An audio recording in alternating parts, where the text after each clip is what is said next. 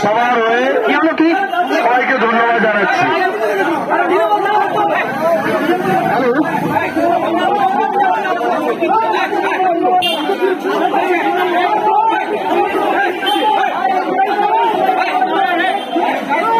আপনাদের যদি কিছু বক্তব্য থাকেন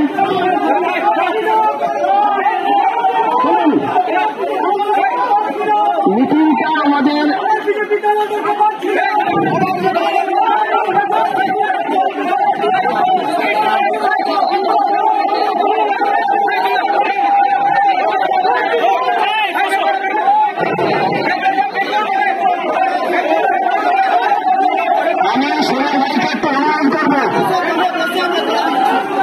আমি সমীর ভাইকে একটু অনুরোধ করবো যে আমাদের মিটিংটা সুষ্ঠুভাবে চালাতে দিন। আপনাদের